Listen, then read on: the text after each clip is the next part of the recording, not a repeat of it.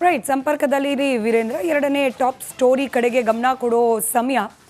ಮುಖ್ಯಮಂತ್ರಿ ಬದಲಾಗ್ತಿರುವ ಕಾಲಘಟ್ಟದಲ್ಲೇನೆ ಕೆಪಿಸಿಸಿ ಅಧ್ಯಕ್ಷರು ಕೂಡ ಬದಲಾಗ್ತಾ ಇದ್ದಾರೆ.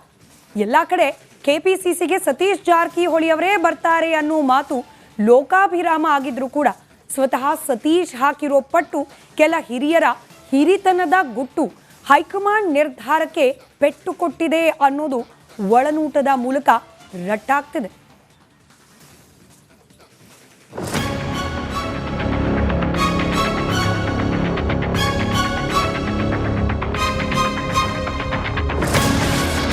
ಮುಖ್ಯಮಂತ್ರಿ ಏನೋ ಬದಲಾಗ್ತಿದ್ದಾರೆ, ಆದ್ರೆ ಕೆಪಿಸಿಸಿ ಅಧ್ಯಕ್ಷ ಸ್ಥಾನಕ್ಕೆ ಯಾರು ಬರ್ತಾರೆ? ಯಾಕಂದ್ರೆ ಡಿಕೆ ಶಿವಕುಮಾರ್ ಸಿಎಂ ಸ್ಥಾನ ಸಿಕ್ತಿದ್ದಂತೆ ಕೆಪಿಸಿಸಿ ಅಧ್ಯಕ್ಷ ಸ್ಥಾನಕ್ಕೆ ರಾಜೀನಾಮೆ ಕೊಡೋದು ಖಚಿತ ಎಂಬ ಉಚಿತ ಮಾಹಿತಿ ಕ್ವೀನ್ಸ್ ರೋಡಿನ ಕಚೇರಿಯಲ್ಲೇ ಕೇಳಿ ಬರ್ತಿದೆ.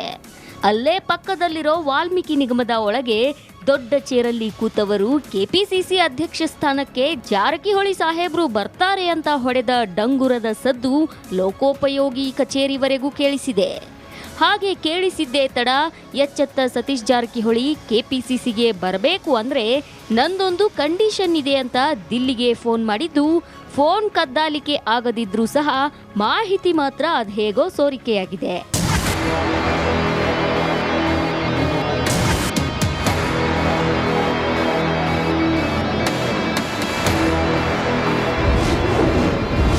ಅಧ್ಯಕ್ಷ ಪಟ್ಟದ ಜೊತೆ ಮಂತ್ರಿ ಸ್ಥಾನಕ್ಕೆ ಪಟ್ಟು, ಸತೀಶ್ ಪಟ್ಟಿನಿಂದ ಹೈಕಮಾಂಡ್ಗೆ ಇಕ್ಕಟ್ಟು. ಸತೀಶ್ ಜಾರಕಿಹೊಳಿಗೆ ಕೆಪಿಸಿಸಿ ಅಧ್ಯಕ್ಷ ಸ್ಥಾನ ಕೊಡಲು ಕಾಂಗ್ರೆಸ್ ಹೈಕಮಾಂಡ್ ರೆಡಿ ಇದ್ರೂ ಸಹ ಜಾರಕಿಹೊಳಿಯ ಬಿಗಿಪಟ್ಟು ಇಕ್ಕಟ್ಟು ತಂದಿದೆ. ಅಧ್ಯಕ್ಷ ಸ್ಥಾನದ ಜೊತೆಗೆ ಮಂತ್ರಿ ಸ್ಥಾನವನ್ನೂ ಕೊಡಬೇಕು ಅಂತ ಗಟ್ಟಿಯಾಗಿ ಹೇಳಿದ್ರು ಅನ್ನೋ ಸುದ್ದಿ ದಿಲ್ಲಿಯಲ್ಲಿ ದಟ್ಟವಾಗಿದೆಯಂತೆ.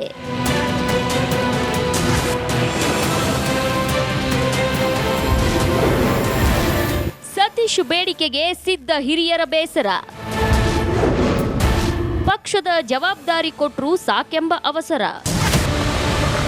ಪಕ್ಷದ ಅಧ್ಯಕ್ಷ ಸ್ಥಾನವೂ ಬೇಕು, ಮಹತ್ವದ ಖಾತೆ ಜೊತೆ ಸಚಿವ ಸ್ಥಾನವೂ ಬೇಕು ಎಂಬ ಸತೀಶ್ ಡಿಮ್ಯಾಂಡ್ಗೆ ಹೈಕಮಾಂಡ್ ಬೆಂಡಾಗಿಲ್ವಂತೆ.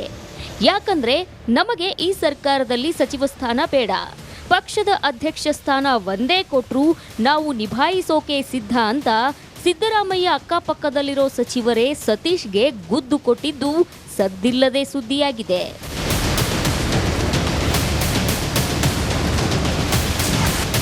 ಕಾಂಗ್ರೆಸ್ ಪಕ್ಷದ ಹಿರಿಯ ನಾಯಕರಾದ ಡಾಕ್ಟರ್ ಜಿ ಪರಮೇಶ್ವರ್ ಸೇರಿದಂತೆ ಕೆಲ ನಾಯಕರು ಡಿಕೆ ಶಿವಕುಮಾರ್ ಸಂಪುಟದಲ್ಲಿ ಪ್ರಬಲ ಖಾತೆ ಸಿಗದಿದ್ರೆ ಸ್ಪೀಕರ್ ಸ್ಥಾನ ಬೇಡ, ಅದಕ್ಕಿಂತ ನಮಗೆ ಕೆಪಿಸಿಸಿ ಅಧ್ಯಕ್ಷ ಸ್ಥಾನ ಸಿಕ್ಕರೂ ಓಕೆ ಅಂದಿದ್ದು ಸತೀಶ್ ಕೋಪದಿಂದಲೇ ಖಾತ್ರಿಯಾಗಿದೆ.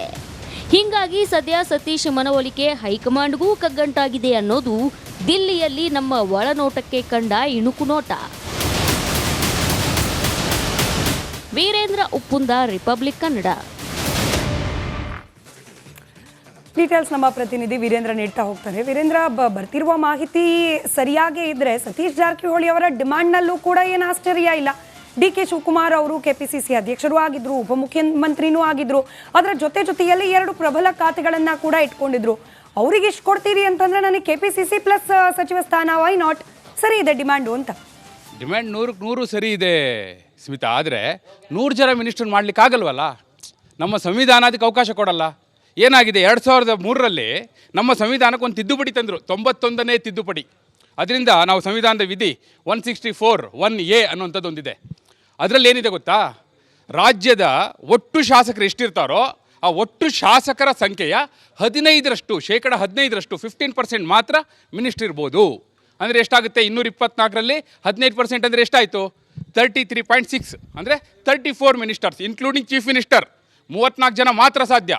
ಈಗ ಡೆಲ್ಲಿಗೆ ಹೋಗಿ ಕೂತಿರೋರು, ಇಲ್ಲಿ ಲಾಬಿ ಮಾಡ್ತಿರೋರು ಸುಮಾರು 90 ಮಂದಿ ಇದ್ದಾರೆ. 90 ಮಂದಿಯ ಪೈಕಿ ಈಗ 34 ಜನ ಇನ್ಕ್ಲೂಡಿಂಗ್ ಚೀಫ್ ಮಿನಿಸ್ಟರ್. ಹೀಗಿರುವಾಗ ಹೆಂಗೆ ಸ್ವಾಮಿ ಕೊಡೋದು ನಾವು? ನಿಮಗೆ ಕೆಪಿಸಿಸಿ ಅಧ್ಯಕ್ಷ ಸ್ಥಾನನೂ ಬೇಕು, ಸಚಿವ ಸ್ಥಾನನೂ ಬೇಕು ಅಂದರೆ ಹೆಂಗೆ ಕೊಡೋದು ಅಂತ ಕೇಳ್ತಿದ್ದಾರೆ. ಇಷ್ಟೇ ಪ್ರಾಬ್ಲಮ್ ಇರೋದು. ಕೊಡಲಿಕ್ಕೆ ಏನು ತೊಂದರೆ ಇಲ್ಲ, ಸತೀಶ್ ಜಾರಕಿಹೊಳಿ ಅವ್ರಿಗೆ ಕೊಟ್ಟರೆ ಒಳ್ಳೆಯದೇ. ಅವರು ಹಿಂದೆ ಕೂಡ 23ರಲ್ಲಿ ಅವರು ಒಂದಿಷ್ಟು ಕ್ಷೇತ್ರಗಳನ್ನ ಜವಾಬ್ದಾರಿ ತಗೊಂಡು ಗೆಲ್ಲಿಸಿ ತೋರಿಸಿದ್ದಾರೆ.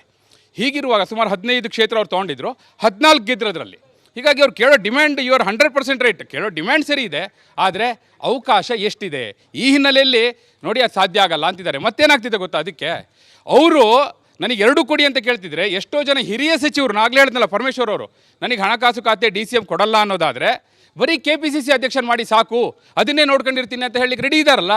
ಹಂಗೆ ಭಾಳಷ್ಟು ಜನ ರೆಡಿ ಇದ್ದಾರೆ, ನನಗೆ ಬರೀ KPCC ಅಧ್ಯಕ್ಷ ಸ್ಥಾನ ಕೊಡಿ, ನನಗೆ ಸಚಿವ ಸ್ಥಾನವೇ ಬೇಡ. ಯಾಕೆಳಿ 28ಕ್ಕೆ ಎಲೆಕ್ಷನ್ ಇದೆ, ಇನ್ನು 2 ವರ್ಷ. ಒಂದು ವೇಳೆ KPCC ಅಧ್ಯಕ್ಷರಾಗಿದ್ದು ಏನೋ ಅದೃಷ್ಟಕ್ಕೆ ಗೆದ್ದುಬಿಟ್ರೆ ಆಗ ಮುಖ್ಯಮಂತ್ರಿ ಆಗ್ಬೋದು ಅನ್ನುವಂಥ ಕನಸಿರುತ್ತಲ್ಲ, ಆ ಕಾರಣಕ್ಕಾಗಿ ಈಗ ಅವ್ರು 2 ಬೇಕು ಅಂತಿದ್ರೆ ನಮಗೆ ಒಂದೇ ಸಾಕು ಅನ್ನೋರು ಬಹಳಷ್ಟು ಜನ ಸಚಿವರು, ಅಂದರೆ ಈಗ ಸಚಿವರು ಆಗಿರೋರು, ಯಾರು ಹಿಂದೆ ಸಿದ್ದರಾಮಯ್ಯನವರ ಸರ್ಕಾರದಲ್ಲಿ ಸಚಿವರು ಆಗಿದ್ರಲ್ಲ, ಇವಾಗಿಲ್ಲ, ಅವರು ನಿನ್ನೆ ವಿಸರ್ಜನೆ ಆದ್ಕೊಳ್ಳೆ ಹೋದರು, ಅವರೆಲ್ಲ ಈಗ ದೆಹಲಿಗೆ ಹೋಗಿ ತಮ್ಮ ಡಿಮ್ಯಾಂಡನ್ನು ಇಡ್ತಿದ್ದಾರೆ. ಅದೇ ಕಾರಣಕ್ಕಾಗಿ ಸತೀಶ್ ಜಾರಕಿಹೊಳಿ ಅವರ ಡಿಮ್ಯಾಂಡ್ಗೆ ಅಷ್ಟರ ಮಟ್ಟಿಗೆ ವ್ಯಾಲ್ಯೂ ಸಿಗ್ತಾ ಇಲ್ಲ. ಸ್ಮಿತಾ, ರೈಟ್. ಇದರ ಜೊತೆಗೆ ಇವಾಗ ಅಳೆದು ತೂಗಿ ಸಂಪುಟಕ್ಕೆ ಸೇರಿಸ್ಕೊಳ್ಬೇಕಾದ ಅನಿವಾರ್ಯತೆ DK ಶಿವಕುಮಾರ್ ಅವ್ರಿಗೂ ಇದೆ. ಯಾಕಂದ್ರೆ ಇದು ಕೇವಲ ಸಂಪುಟ ರಚನೆ ಅಲ್ಲ, ಮುಂದೆ ಚುನಾವಣೆಯ ಭವಿಷ್ಯ ಕೂಡ ಇದಾಗಬಹುದು ಅಂತೇಳಿ. ಇದನ್ನ ದೃಷ್ಟಿಯಲ್ಲಿ ಇಟ್ಕೊಂಡು ನೋಡೋದಾದ್ರೆ ಸತೀಶ್ ಜಾರಕಿಹೊಳಿ ಅವರ ಡಿಮ್ಯಾಂಡ್ ಅಥವಾ ಅದಕ್ಕೆ ಕಾಂಟ್ರಾಸ್ಟ್ ಅನ್ನೋ ರೀತಿಯಲ್ಲಿ ಕೇಳೋಕೆ ಬರ್ತಾ ಇರುವ ಇತರರ ಡಿಮ್ಯಾಂಡ್, ಸೊ ಯಾವುದು DK ಶಿವಕುಮಾರ್ ಅವರಿಗೆ ಇನ್ ಕೇಸ್ ಅವರೇ ಮುಖ್ಯಮಂತ್ರಿ ಆದರೆ ಆಪ್ಟ್ ಅನ್ಸ್ಬೋದು, ಚುನಾವಣೆ, ಪಕ್ಷ ಸಂಘಟನೆ ಇದೆಲ್ಲವನ್ನ ಗಮನದಲ್ಲಿ ಇಟ್ಕೊಂಡು? ನೋಡಿ, DK ಶಿವಕುಮಾರ್ ಅವರು ಯಾವ ರೀತಿ ಆಲೋಚನೆ ಮಾಡ್ತಾರಂದರೆ, ಅವರೀಗ ಮೊನ್ನೆ ಹೇಳಿದ್ರು KPCCಯಲ್ಲಿ ಒಂದು ಪ್ರೆಸ್ ಮೀಟಲ್ಲಿ ಒಂದು ಮಾತು ಹೇಳಿದ್ರು, ನೀವು ನೋಡಿರ್ಬೋದು, ನೀವು ನೆನಪಿರ್ಬೋದು ಅಂತ ಅನ್ಕೋತೀನಿ. ಏನಂದ್ರೆ ಅವರು ಬರ್ದಿಟ್ಕೊಳ್ಳಿ, ನಾ ಹೇಳಿದ್ದೆ ಹಿಂದೆನೇ 135 ಸೀಟ್ ಬರುತ್ತೆ ಅಂತಲಿ, ಬಂತು 135 ಸೀಟು. 2028ಕ್ಕೆ ಇದೇ DK ಶಿವಕುಮಾರ್ ಮತ್ತೆ CM ಅಂತ ಹೇಳಿದ್ರು. ಅಂದರೆ ಅವ್ರ ಗುರಿ ಏನಿರುತ್ತೆ ಅಂದರೆ, ಈಗ ಮುಖ್ಯಮಂತ್ರಿ ಆಗಿ 2 ವರ್ಷ ಅಷ್ಟೇ ಅಲ್ಲ, ಮುಂದೆ ಪಕ್ಷವನ್ನು ಗೆಲ್ಲಿಸಿ ಮತ್ತೆ ನಾನು ಸರ್ಕಾರ ತಂದು ನಾನೇ ಮುಖ್ಯಮಂತ್ರಿ ಆಗಬೇಕು ಅನ್ನೋ ಗುರಿ ಇಟ್ಕೊಂಡೇ ಅವ್ರು ಹೋಗ್ತಾರೆ, ಅತ್ಯಂತ ಸಹಜ. ಅದೇ ಕಾರಣಕ್ಕಾಗಿ ಈಗ ಸಚಿವ ಸಂಪುಟ ರಚನೆ ಮಾಡುವಾಗ KPCC ಅಧ್ಯಕ್ಷ ಸ್ಥಾನ ಹಾಗೂ ಕಾರ್ಯಾಧ್ಯಕ್ಷ ಸ್ಥಾನಕ್ಕೆ ಯಾರ್ಯಾರು ನೇಮಿಸಬೇಕು ಅನ್ನುವಂಥ ಚರ್ಚೆ ಬಂದಾಗ, ಜಾತಿವಾರು ಲೆಕ್ಕಾಚಾರವನ್ನು ನೋಡುವಾಗ, ಮತ್ತು ಯಾರಿಗೆ ಮಾಸ್ ಅಪೀಲ್ ಇದೆ, ಯಾರು ಗೆಲ್ಲಿಸಿಕೊಂಡು ಬರುವಂಥ ತಾಕತ್ತಿದೆ. ನಾನು ಹೇಳಿದೆ ನಿಮಗೆ, ಸತೀಶ್ ಜಾರಕಿಹೊಳಿ ಅವರಿಗೆ 15 ಕ್ಷೇತ್ರ ಕೊಟ್ಟಿದ್ದರು, 14 ಗೆದ್ದರು ಅಂತ ಹೇಳಿದೆ. ಹಾಗೆ ಪರಮೇಶ್ವರ್ ಅವರಿಗೂ ಕೊಟ್ಟಿದ್ದರು, ಸುಮಾರು 36 ಕ್ಷೇತ್ರ ಕೊಟ್ಟಿದ್ದರು. ಅದೇ ರೀತಿಯಲ್ಲಿ ಯಾರಿಗೆಲ್ಲ ಆ ಸಾಮರ್ಥ್ಯ ಇದೆ, ಗೆಲ್ಲಿಸಿಕೊಂಡು ಬರುವ ಸಾಮರ್ಥ್ಯ, ಕೇವಲ ವಿನಬಿಲಿಟಿ ಅಷ್ಟೇ ಸಾಕಾಗೋದಿಲ್ಲ, ನಾನು ಗೆಲ್ತೀನಿ ಅಂದರೆ ಸಾಕಾಗೋದಿಲ್ಲ, ಟೀಮನ್ನು ಗೆಲ್ಲಿಸಬೇಕು, ಆ ಸಾಮರ್ಥ್ಯ ಯಾರಿಗಿದೆ ಅನ್ನೋದನ್ನು ನೋಡ್ತಾರೆ. ಅದನ್ನು ಆಧರಿಸಿ DK ಶಿವಕುಮಾರ್ ಅವರು ಈಗ ಸಚಿವ ಸಂಪುಟವನ್ನು ರಚನೆ ಮಾಡುವಾಗ ಸಚಿವರನ್ನಾಗಿ ಆಯ್ಕೆ ಮಾಡ್ಕೋತಾರೆ. ಬಹುತೇಕ ಹೊಸ ಮುಖಗಳಿಗೂ ಅವಕಾಶ ಕೊಡುವಂಥ ಸಾಧ್ಯತೆ ನಿಚ್ಚಳವಾಗಿದೆ ಸ್ಮಿತಾ. ಯಾಕಂದರೆ ನೋಡಿ, ನೀವು 3 ವರ್ಷದ ಸರ್ಕಾರವನ್ನು ನೋಡಿದ್ರೆ ಏನನ್ಸುತ್ತೆ, ಬರೀ ಕುರ್ಚಿ ಕಿತ್ತಾಟ, ಇಮೇಜ್ ಅಷ್ಟರ ಮಟ್ಟಿಗೆ ಡೆವಲಪ್ ಆಗಿಲ್ಲ, ಡ್ಯಾಮೇಜೇ ಜಾಸ್ತಿ ಆಗಿದೆ ಅನ್ನೋದಿದೆ. BJP ಈ ಕಾರ್ಯತಂತ್ರವನ್ನು ಮಾಡುತ್ತೆ ಸ್ಮಿತಾ. ಏನು ಮಾಡುತ್ತೆ, ಚುನಾವಣೆ ಹತ್ತಿರ ಇದ್ದಾಗ ಮುಖ್ಯಮಂತ್ರಿಗಳನ್ನ ಚೇಂಜ್ ಮಾಡಿಬಿಡುತ್ತೆ, ಹೊಸ ಮುಖಗಳನ್ನೂ ತರುತ್ತೆ. ಇದು ಗುಜರಾತಲ್ಲಿ ಆ ಪ್ರಯೋಗವನ್ನು ಮಾಡಿ ಯಶಸ್ವಿ ಕಂಡಿದ್ದಾರೆ, ಉತ್ತರ ಪ್ರದೇಶದಲ್ಲಿ ಆ ಪ್ರಯೋಗವನ್ನು ಮಾಡಿ ಯಶಸ್ಸು ಕಂಡಿದ್ದಾರೆ, ರಾಜಸ್ಥಾನದಲ್ಲಿ ಮಾಡಿದ್ದಾರೆ. ಹೀಗಾಗಿ ಇಲ್ಲೂ